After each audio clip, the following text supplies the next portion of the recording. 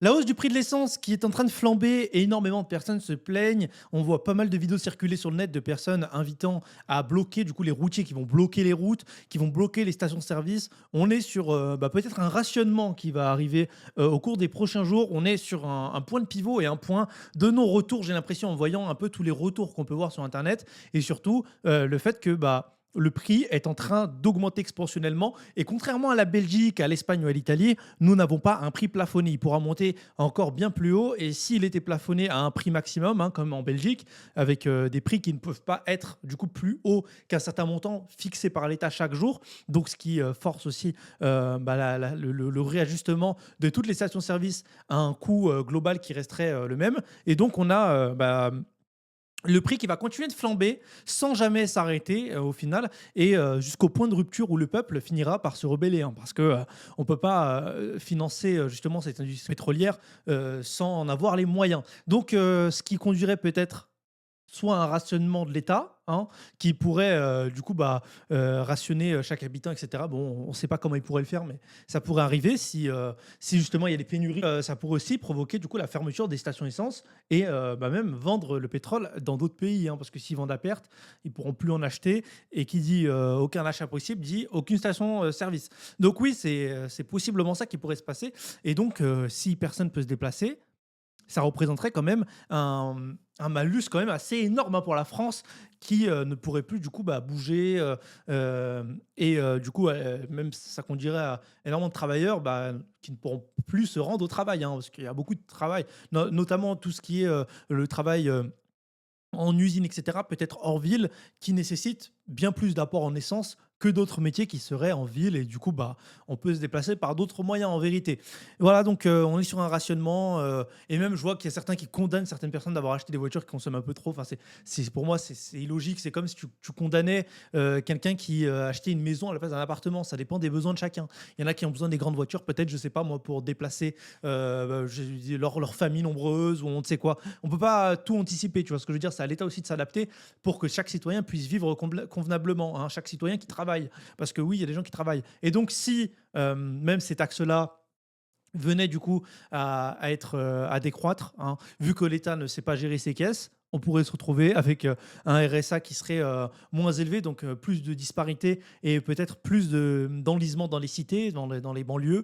Et on pourrait voir une délinquance augmenter à une vitesse fulgurante et les crimes aussi être proportionnellement augmentés, puisque justement ces aides-là sont en majorité dans les banlieues, hein, et à juste titre, vu que c'est les personnes qui sont mises là avec l'immigration qui en découle, hein, toute l'histoire de la France vis-à-vis de l'Algérie, vis-à-vis des différents pays, hein, qu'ils ont fait rentrer parce qu'ils avaient besoin de main-d'œuvre et qui maintenant du coup, pour la plupart, on n'a plus besoin d'eux et au lieu de les réimplanter dans cette société et de leur trouver du travail, et cetera, on les laisse se démerder avec des aides de l'État, et cetera. Et le jour où ça va péter, donc comme là, c'est en train de se passer, donc le RSA va diminuer et plein d'aides vont devoir diminuer parce qu'eux, ils savent pas gérer les caisses, hein, ils s'en mettent plein les poches. D'ailleurs, on l'a vu, hein, on l'a vu avec l'affaire François Fillon, avec Sarkozy. Il y a toujours un mec qui s'en met plein les poches de toute façon dans ces taxes-là. Et elles représentent en réalité la véritable augmentation de ce prix de l'essence. Et ça ne peut pas être plafonné, hein. Parce que là, si je regarde bien, on a le TICPE, donc la taxe intérieure de consommation sur les produits énergétiques. C'est une taxe fixe. En 2026, elle tourne autour de 0,75 centimes par litre pour le samplon. Elle ne baisse jamais, même si le prix du pétrole s'effondre. La TVA du TICPE, c'est la partie la plus critiquée. En France, on applique la TVA 20% sur le prix du produit, mais aussi sur le montant de la TICPE. C'est une taxe sur une taxe, du coup. Et l'État, Heu il utilise ses 30 à 40 milliards d'euros annuels pour boucher le déficit qui est autour de 5 en 2025-2026. Baisser les taxes de 10 centimes coûterait environ 5 milliards d'euros par an à l'État. Donc en fait, on est sur déjà un système qui n'est pas viable sur le long terme puisqu'on voit, hein, dès qu'il y a une augmentation, ça nous impacte nous directement et ça impacte les petits, les petits budgets, tout simplement les petits salaires, ça les impacte le plus et pour l'instant, on n'est pas sur un ressenti vraiment global. Mais au fur et à mesure des jours, ça va être de plus en plus amplifié puisque on aura ce besoin-là d'avoir un apport en essence au fur et à mesure des jours. Donc, on aura un apport plus important. Et vu que ça va se ressentir, on devra faire des concessions sur certains achats, notamment sur des achats, je sais pas moi, des premiers vivres, même au niveau de la santé. Et vu qu'on va faire ces choix de délaissement, entre guillemets, ben, on va délaisser certaines choses qui vont nous conduire peut-être à nous rebeller vis-à-vis de cette société-là qui n'a aucune considération pour nous, les citoyens qui travaillons en toute légalité, qui travaillons aussi, qui nous déplaçons et qui en avons besoin aussi de cette ressource, cette matière première au final, qui nous permet de faire vivre l'économie française, hein. Et voir que l'État n'en a rien à foutre et qu'il préfère s'en mettre plein les poches en ne sachant pas réajuster du coup son économie en fonction de la situation géopolitique, ça aussi nous pose problème. Bref, on va voir quelques reportages. Je vous ai sélectionné quelques reportages, tu sais, parlant de ça justement, on va voir tout de suite. Tac, voilà, tac, faut bien que vous entendiez. À la pompe, les yeux sont rivés sur le prix. Là, c'est la fin du mois, je peux même pas mettre le plein, je suis obligé de mettre 15 euros au maximum, parce que sinon ça m'a découvert. Depuis que la guerre a été déclenchée, le prix du carburant a pris une flambée, hein. Nous, on galère quoi, dans la vie. Des pleins de plus en plus chers côté particulier et des coûts de transport de plus en plus élevés côté professionnel. Certains produits alimentaires pourraient donc voir leur prix augmenter. C'est le cas du dos de cabillaud. Et ce produit-là sera fortement impacté par les coûts de transport. Donc l'augmentation de l'énergie fera que ces produits-là dépasseront allègrement les 30 euros le kilo. Pour certains experts, la situation est liée à l'instabilité des cours de pétrole. On n'a jamais vu un pétrole et un prix du carburant aussi mouvants. Tant qu'il n'y aura pas une situation claire dans le détroit d'Ormuz et des bateaux qui navigueront à nouveau vers l'Occident, entre autres, on aura durablement un pétrole cher, donc une essence et un gasoil cher. Le baril avoisine les 114 $ actuellement, une augmentation de 60% depuis le début de la guerre en Iran.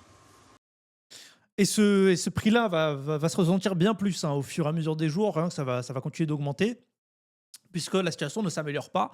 Et la France a pris part à ce conflit-là, en armement les bateaux, en armant même les missiles, etc., qui sont partis du Royaume-Uni. Si j'ai bien compris, d'après le Wall Street Journal, hein, d'ailleurs, c'est pas une source que je sors de mon chapeau pour discréditer la France, etc.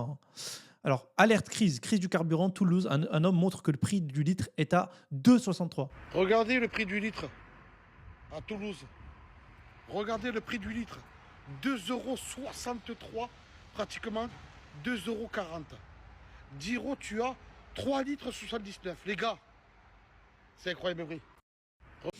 Donc on est sur un ras-le-bol, hein, des Français qui n'en peuvent plus justement de ces À mesures-là. mesure que ce chantier avance, la facture d'essence de cet artisan s'alourdit. Hilton est artisan couvreur. Depuis le début du conflit au Moyen-Orient, la hausse du carburant Et moi, ce qui me fait rire, vous savez, c'est quoi le plus marrant dans tout ça? C'est que les racistes, tu sais, que les racistes qui n'aiment pas profondément l'islam, l'Iran, tu sais, d'ailleurs pour eux, les Perses, les Arabes et tout, c'est la même chose, hein. Ces gens-là, moi, ce qui me fait rire, c'est que ils sont, comme je le disais la dernière fois, dans un prisme, dans une sorte de cadre dans lequel ils n'arrivent pas à sortir, tu vois, dans leur haine du monde, et ils n'arrivent pas à ouvrir les yeux en fait sur la situation géopolitique actuelle et qu'est-ce qu'il faudrait réellement mettre en place, hein, une bonne entente au niveau du monde. Et on n'est pas des super-héros au final, on n'est pas la race supérieure, hein, faut bien le comprendre. Donc faut laisser chaque pays à sa place et laisser l'économie tourner, hein, parce qu'au bout d'un moment, plus on se mêlera des choses qui ne nous regardent pas, plus on se prendra des rafales et plus on se prendra des gifles, hein. Et là, la France est en train de se prendre des gifles et ça va se ressentir sur vos portefeuilles.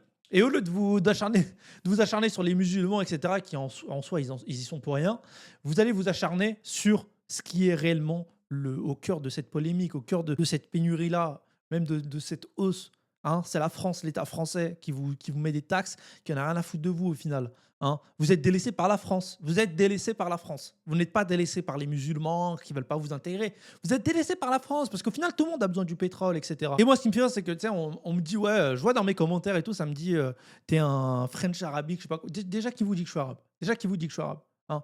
Il y a les Perses, il y a tout un tas d'ethnies, hein, qui ont ma couleur de peau, qui ont mon teint, qui ont même ma religion. Il y a pas que des Arabes, en fait. Ça, faut vous le rappeler aussi, hein, les Golgoths de service, hein, parce que vraiment, vous êtes vraiment cons.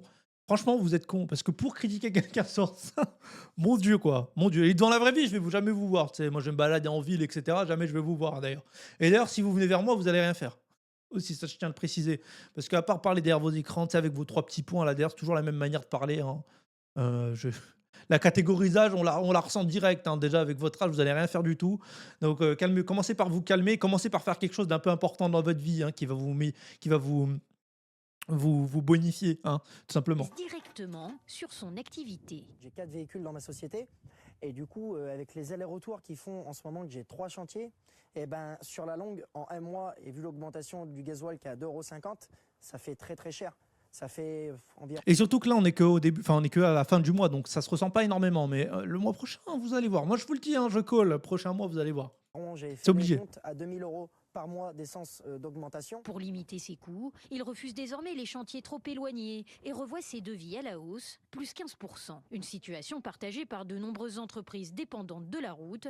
Parmi les secteurs les plus touchés, l'artisanat, la métallurgie ou Donc, en fait, cette hausse du prix du pétrole va impacter tous les métiers, même le prix du transport dans les casinos, dans les Auchan, les carrefours. En fait, ces hypermarchés-là, ces supermarchés-là, même ces épiceries vont voir leur prix augmenter puisque bah, le coût de l'essence va augmenter, donc le coût du transport également. Et on va le voir, il me semble que dans les vidéos que j'ai mises, il y a une vidéo où on voit un poissonnier qui raconte qu'en fait, il y a son poisson qui a pris plus 30%, je crois, je sais plus, mais il est passé de 20 € le kilo à 30 € le kilo et il dit que bah, cette hausse, quand même, elle est assez forte et elle se fait ressentir. Hein. Il perd des clients par rapport à ça d'ailleurs. ou encore les PME industrielles. Résultat, la hausse des prix de l'énergie se répercute progressivement sur les prestations. Dans ce contexte d'incertitude, les entreprises les plus fragiles privilégient donc la prudence. Les PME et les ETI, certainement, vont Et vous voyez là, jour 30, guerre en Iran, hein, on essaie de nous faire croire que ça allait pas nous impacter. Non, mais En fait, c'est la France qui se mêle des conflits mondiaux, etc. Vous voulez qu'on fasse quoi au final, hein? L'Espagne, ça a compris direct la mascarade, hein, c'est direct désavoué.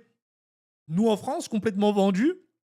Hein. D'ailleurs, on va en revenir après, mais apparemment, ça pourrait être lié à l'affaire Epstein, hein, selon le colonel iranien là. freiner très fortement dès aujourd'hui les recrutements. On peut même imaginer des effets dominos parce que c'est toute la croissance globale en France qui est revue à la baisse. Face à ce ralentissement économique généralisé, de nombreuses PME avancent désormais avec une seule priorité, sécuriser leur activité avant toute nouvelle dépense. Ok, donc 111,50 € pour 52 litres de diesel, à 2,12 € le litre. Je claque une fortune pour faire 440 km et aller voir ma mère malade. D'ailleurs, il y a quelqu'un qui avait fait un montage. Je ne sais pas si je peux le retrouver, mais vous vous souvenez de l'attestation là pour qu'on puisse sortir dehors. Ben, il y avait la même, mais pour sortir du territoire en fait. Genre maintenant, bah, vu que ça va être rationné, il va falloir faire une attestation pour pouvoir sortir de chez soi et sortir de sa ville. Hein. On en est peut-être bientôt à là, hein, avec des attestations à tire-larigot, hein, vu qu'on nous a déjà habitués à ça avec le Covid. Hein, mais quand on réfléchit bien, c'était une mascarade ce truc-là. Hein. Et c'est aberrant. Hein, et je pense pas qu'ils puissent pouvoir nous le refaire ce coup-là. On bouge pas, on continue à se faire tondre par cette petite élite qui se gave avec l'argent public, notre argent sans rien dire. 2008, 1,35 € le litre. Aujourd'hui, 2 € le litre. Hein. On avait les gilets jaunes pour 1,60 € qui s'étaient soulevés. Là, les gilets jaunes, on ne les entend plus. Hein. Mouvement qui avait failli dégénérer. Hein. Il s'était rendu à l'Élysée. Il suffisait que 2 ou 3 personnes franchissent la barrière pour que ça parte très très loin, cette histoire-là. Hein. Et là, on est à plus de 2 €, rien ne se passe. Je ne sais pas ce qui s'est passé avec les injections de Covid. Je n'ai pas envie de faire le complotisme, mais on ne sait pas ce qui s'est passé. Hein. Réellement, ça fait assez peur. Donc, je voulais vous montrer ça aussi en Israël, hein, des parents du peuple élu, hein, avec leurs enfants qui détruisent les aides humanitaires pour les Palestiniens. Faut bien, là, vous me dites oui, mais vous êtes dans le sensationnalisme, etc. Faut bien que vous compreniez qui sont ces gens aussi, hein, parce qu'on essaie de nous les vendre comme le camp du bien. Hein. Il y a beaucoup de personnes qui d'ailleurs sont très désinformées à ce sujet. Il faut que vous puissiez voir, hein, pour que vous puissiez être nuancé sur votre avis, hein, et pas qu'il y a que les musulmans méchants qui planifient des choses, etc. Non, là, on vous montre la vérité. On vous montre aussi l'autre côté qu'on essaie de cacher d'ailleurs. Hein.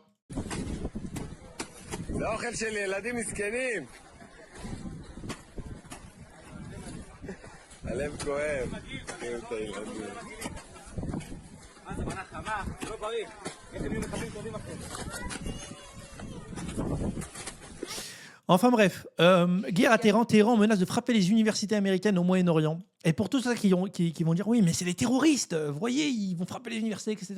Pourquoi ils préviennent, hein, justement? C'est pour pas que les gens se rendent à l'université et pour aussi sanctionner les US, etc., vis-à-vis de leur hostilité, hein. Et le fait que ils sont en train de se foutre de leur gueule, hein, parce qu'ils vous disent oui, mais on veut un terrain d'entente, etc. Vous les insultez en permanence, vous les provoquez. En fait, ils font genre oui, j'ai négocié avec lui, mais j'ai découvert qu'il était homosexuel. Enfin, des trucs rien à voir. On dirait limite un drama YouTube, quoi. Ça se transforme en ça, littéralement. Et on voit justement que les réponses de l'Iran, hein, parce que quand on voit Israël qui bombarde des hôpitaux sans rien dire, eux préviennent pour que justement ils stoppent aussi l'accès à la scolarité, pour que ça fasse chier les US et pour qu'ils se rendent compte aussi de la gravité de leur bombardement, hein. Donc les universités vont être d'ailleurs écartées, je crois qu'ils sont confinés maintenant, les universités du Moyen-Orient, donc maintenant, enfin l'université américaine au Moyen-Orient. Donc là, ils vont les bombarder et ça va sanctionner aussi les États-Unis, hein. Ça va les sanctionner très fortement, puisque c'est de leur faute, l'accès à l'éducation s'en voit bloqué. Dans un communiqué, ces gardiens de la Révolution demandent aux professeurs, également aux étudiants et aux employés de s'éloigner d'1 kilomètre de ces campus. Il y a plus d'une dizaine d'universités américaines dans les pays du Golfe. Tu vois, pendant que Israël, ils ont bombardé, tu vois, l'université de Téhéran sans même prévenir les personnes qui étaient à l'intérieur, eux préviennent pour dire bon, ils nous ont bombardé une école, ils nous ont bombardé une université, nous on va bombarder les vôtres, mais les profs, vous avez rien à voir, les élèves, vous avez rien à voir, donc sortez, nous on va éclater les écoles, hein. Comme ça au moins vous allez comprendre les États-Unis ce que c'est de nous attaquer, sans s'en prendre pour autant aux citoyens. Donc moi je respecte cette décision, hein, cette défense, hein, défense légitime à mon sens. Par exemple, la très connue Texas A&M et aux Émirats Arabes Unis, la New York University. En fait, ce que fait Téhéran, c'est appliquer la loi du talion, œil pour œil, dent pour dent, une nouvelle fois, car il y a 2 universités qui sont en Iran et qui auraient été détruites par des frappes. On sait également que vendredi, vous en parliez, il y a des usines sidérurgiques iraniennes qui ont été touchées par des frappes des Américains et des... Et moi, ce qui me fait plaisir, c'est qu'on n'est pas en Palestine. Vous voyez, en Palestine, il s'était passé tout un tas de choses immorales. Et ces gens-là avaient Internet coupé, ne pouvaient pas communiquer, hein, pendant longtemps. Et on leur coupait les aides humanitaires, on coupait l'accès au réseau.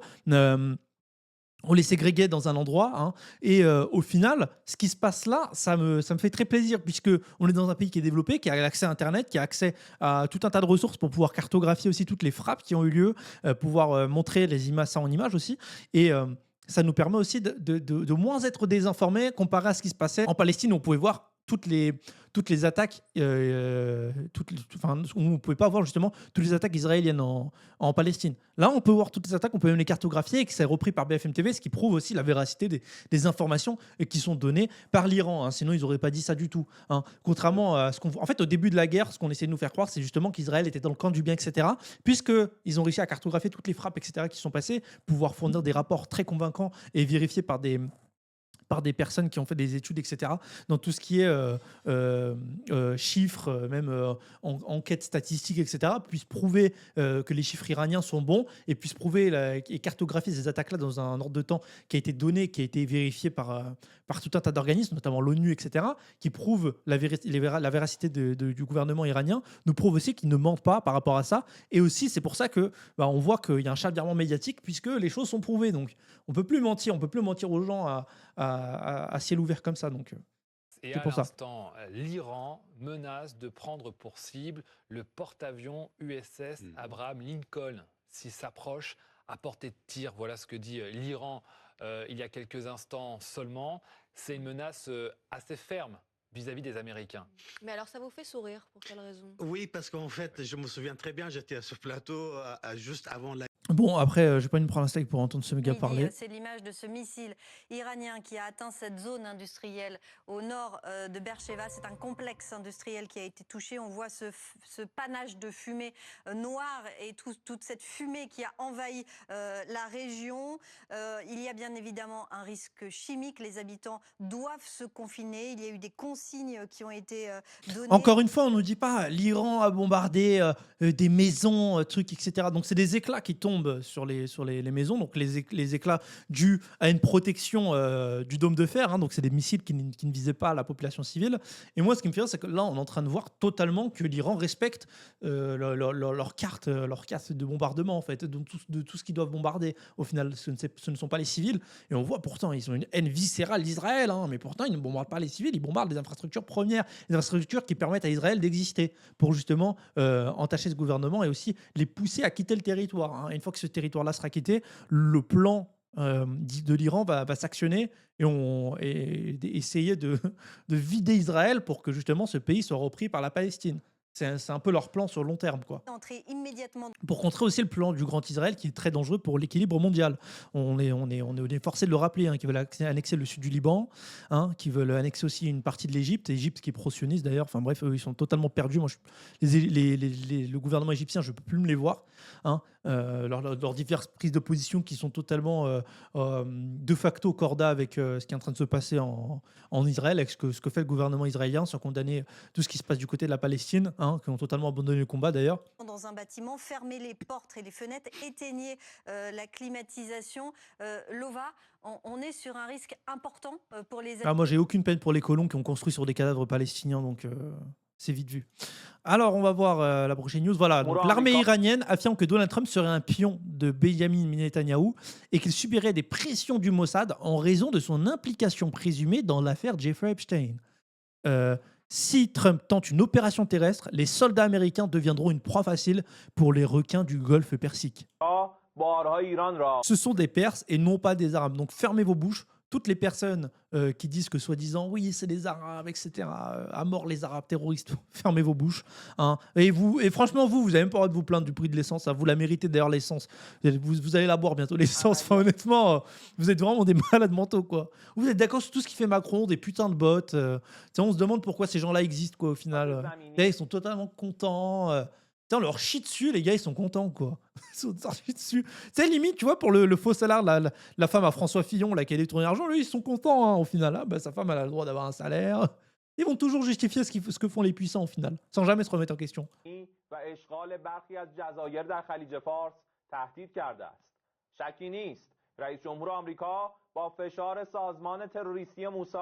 به دلیل سوابقش در پرونده اپستین بازیچه دست نخست وزیر رژیم صهیونیستی در جنگ و تجاوز به ایران. Voilà, donc selon lui, en gros, moi ce que je résume, c'est que Jeffrey Epstein, moi je dis pas Epstein, je sais pas quoi, je m'en bats les steaks de son nom, même qu'il le prononce. D'ailleurs, on m'avait dit ça la dernière fois dans ma dernière vidéo. Oui, mais tout le monde prononce Epstein, et même lui, on en a rien à foutre ce que lui pensait. Le mec, c'est un gros pédophile. Il s'est fait condamner. Il avait même une île où il vivait voir des enfants, hein. Il arrachait des dents aux enfants pour faire des rituels. Il les mangeait. Quand j'ai respecté son nom, rien à foutre. C'est Epstein, Frankenstein même, Jeffrey Frankenstein. Voilà, je vais l'appeler comme ça. Maintenant, j'ai rien à foutre. Et je lui pisse à l'arrêt, moi, ce mec-là, dégueulasse. Ce qu'il faisait à des enfants, horrible. Et avec les photos qu'on a retrouvées, je vous dis pas, hein. Donc oui, moi je pense qu'il y avait vraiment une île avec un Jeffrey Epstein qui était justement corrompu, totalement corrompu, qui invitait justement ces différentes personnalités, etc., pour avoir une emprise sur eux avec différentes cassettes sur ces personnes-là, pour pouvoir les faire chanter. Moi je pense que Donald Trump reçoit du chantage israélien. Et contrairement à ce que j'ai vu d'autres créateurs, j'ai pas envie de dire les noms parce que vous connaissez les dramas, etc., mais j'ai vu pas mal d'autres créateurs vous dire « Oh non !» ça ne peut pas être lié à Jeffrey Epstein, etc.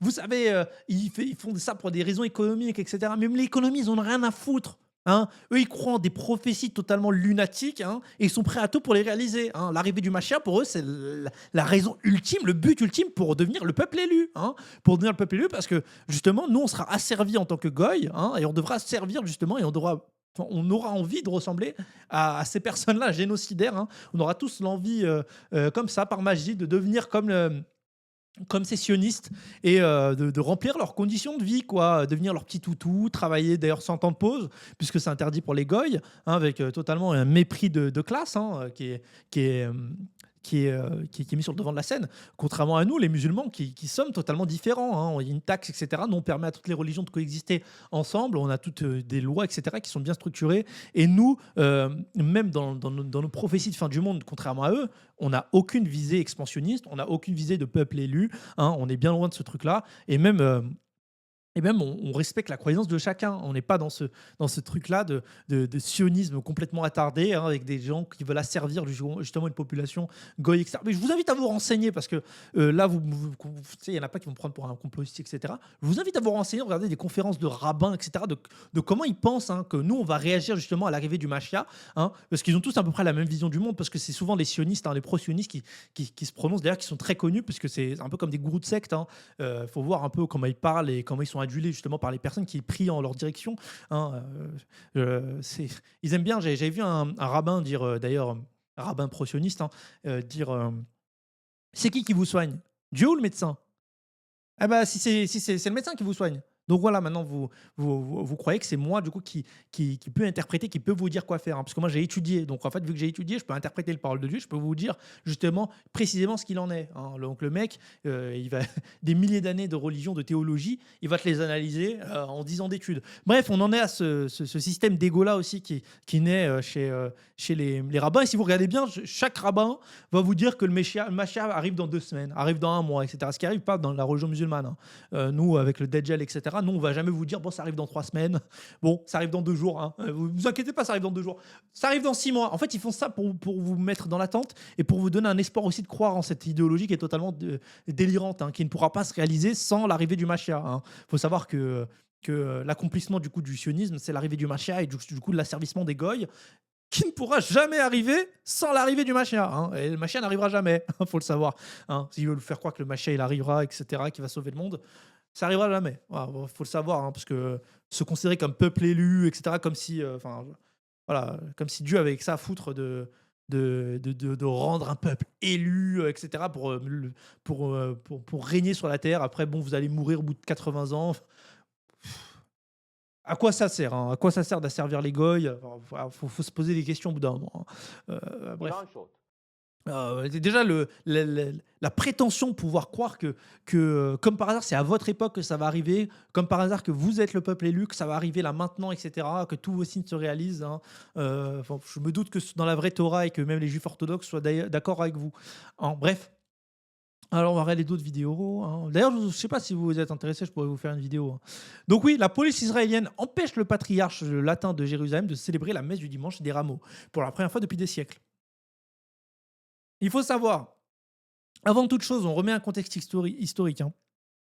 Hein. Israël, déjà, il y a plusieurs semaines, interdisait totalement le fait de dire qu'il y avait des frappes, qu'il y avait un confinement, etc. Donc, il ne se passait rien. Hein. Il n'y avait que 6 morts. Il n'y avait que 6 morts en Israël il y a quelques jours, il y a quelques semaines. Il ne se passait rien et quand on nous montrait des images d'Israël à la télévision, c'était calme. C'était calme, aucune bombe. Toutes les images qu'on nous montrait, c'était faux. C'était de l'IA, hein. C'était pas de l'IA. Après, on nous a montré un Netanyahou qui était mort. Donc, l'Iran a déclaré que Netanyahou était mort. On nous montrait des images de Netanyahou totalement calme, etc., qui se baladait normalement. D'ailleurs, il se baladait, il allait à la campagne, bien loin d'ailleurs, parce que le dôme de fer, il faut savoir qu'il protège uniquement les grandes villes. Hein. Je ne vois pas l'intérêt. Et d'ailleurs, c'est pas un dôme de fer modulable, etc., qui va venir dans une montagne. C'est le pire endroit où aller. On est d'accord. Bref, soit il est vraiment mort. Ça, je sais que je digresse, hein. Mais c'est soit il est vraiment mort, ok, soit il est vraiment mort, et du coup on ne montrait que les vidéos IA, etc. Moi, ce que je pense qui est totalement plausible, soit réellement il voulait faire croire qu'il sortait dehors, etc., pour montrer qu'il ne se passait rien, sauf que quelques semaines après, il y avait des journalistes CNN, etc., sur place qui ne pouvaient plus mentir, etc., sinon le mensonge allait être bien trop gros par rapport à l'ampleur des dégâts. Hein. Donc ils ont décidé de mentir sur le nombre de morts. Hein. Donc on a là un mensonge systémique. Hein. On a là un mensonge systémique. Et on a aussi l'Iran qui nous dit qu'il ne ciblerait aucune mosquée, qu'il ne ciblerait aucun lieu de culte, parce que ce n'est pas là le nerf de la guerre. Hein. Et justement, le patriarche, il l'avait dit, même il a fait un tweet. Je vous invite à aller voir sur la page. Il me semble que je l'avais retweeté ou publié, je ne sais plus, il faut que je retrouve. Mais qui avait dit que ils vont pas bombarder ce lieu-là, et même s'ils bombardent, ils sont croyants, donc voilà, donc ils n'ont pas de problème là-dessus, hein, et ils vont payer s'ils bombardent ce lieu-là. Donc voilà, donc il n'y a pas de sécurité, il n'y a pas de protection, etc., puisque ce n'est pas, et le savent très bien, les Iraniens ne vont pas. En plus, c'est une messe privée d'ailleurs. Et les Iraniens ne vont pas bombarder des lieux de culte. Les Iraniens bombardent uniquement d'ailleurs, il l'avait dit, les ressources énergétiques, les lieux militaires et les lieux justement, comme il l'avait dit, les universités américaines, etc. Donc, ils ne bombardent pas les lieux de culte chrétiens, etc. On est loin de l'État islamiste, parce que c'est pas un État islamiste, c'est un État islamique. Hein. Faut se le remettre en tête, puisque l'islamisme, c'est une idéologie du coup de terrorisme dans le dictionnaire français, bien que moi j'accepte pas du tout cette définition-là, puisque islam qui signifie soumission entière à Dieu, donc à Allah. Donc pour moi je suis totalement contre cette définition-là d'islamisme, puisque les attentats n'ont rien d'islamique, n'ont rien d'islamiste d'ailleurs. Cette définition-là a été inventée juste pour justement cracher sur l'islam, puisqu'on n'a jamais vu. D'ailleurs, on appelle ça les sionistes, on appelle ça les juifs radicaux d'ailleurs, puisque les sionistes sont en majorité juifs, des juifs pas forcément pratiquants, qui ne connaissent pas vraiment leur religion, mais on est sur des sionistes. Donc, une idéologie, tu vois. Au lieu de les appeler, je sais pas moi, je sais pas, une nouvelle branche de l'islam qu'ils ont inventée d'ailleurs. Au lieu d'appeler ça par ça, on appelle ça islamiste pour bien associer l'islam à l'islamisme, pour qu'il y ait le premier mot, donc l'étymologie du mot, pour qu'il y ait le premier mot islamisme, pour qu'on mette du coup ces deux mots-là qui soient collés pour aussi intégrer l'islam dans cette manière de penser, cette manière belliqueuse de penser. Bref. Donc, on s'attaque à la prochaine news. Moi, je voulais revenir là-dessus. Je sais que c'est comme cette vidéo est faite de beaucoup de digressions, mais ça vous permet aussi de vous rendre compte aussi de toutes les news, etc. qu'on vous montre. D'ailleurs, ce n'est pas de l'IA, c'est réel. Pourquoi Macron se promène comme ça? Personne se promène comme ça. Il y a d'ailleurs... ces francs-maçons là, regardez comment ils font. D'ailleurs, le franc-maçon, c'est ouvert à tous. Il y a tout le monde qui peut être franc-maçon. Vous pouvez aller dans votre ville. Il y a des maçonneries qui existent. Vous vous inscrivez, vous faites les démarches, etc. Et après, vous avez tout un réseautage, etc. Donc, qui va de la mairie, etc. Qu'on vous donne un peu des ordres sur ce qu'il faut faire, ce qu'il ne faut pas faire. Donc oui. La franc-maçonnerie est ouverte à tous, sauf qu'il y a différents niveaux de franc-maçonnerie et différents cadres dans cette franc-maçonnerie-là qui vous donnent accès à des privilèges. Et ces privilèges-là, on voit, ils ne sont pas les seuls. Macron y participe. Donc, toute la secte d'Emmanuel Macron qui est franc-maçonne, et personne ne se balade comme ça à Disneyland. Non mais s'il vous plaît, qui se met comme ça? Je vous jure que c'est pas... Et lui là qui fait un signe bizarre là.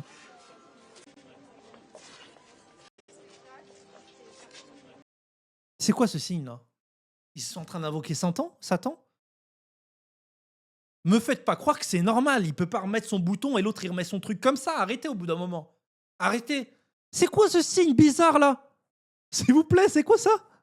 C'est quoi ce signe? Regardez ces francs-maçons les gars. Non mais... C'est quoi ça? C'est quoi ça? Qui se met comme ça? D'ailleurs, même mes mains, je n'arrive même pas à les mettre comme ça. Arrêtez. Là, il fait quoi avec son doigt, là? Pour moi, ça, c'est vraiment l'invocation de Satan. Je sais pas ce qu'ils font. Ils marchandent avec des démons. Je sais pas c'est de quel genre de rituel, parce qu'ils mangeaient des enfants, ils arrachaient des dents pour faire des rituels. Et moi, je vous le dis, tout ça c'est réel. C'est véridique, sauf que nous n'avons pas accès à des choses comme ça. Nous ne sommes pas assez puissants pour ces choses-là, pour connaître ces choses-là, pour être attirés par ce monde-là. La puissance, des telles puissances, etc., des tels accès, il y a forcément quelque chose qui est sacrifié derrière.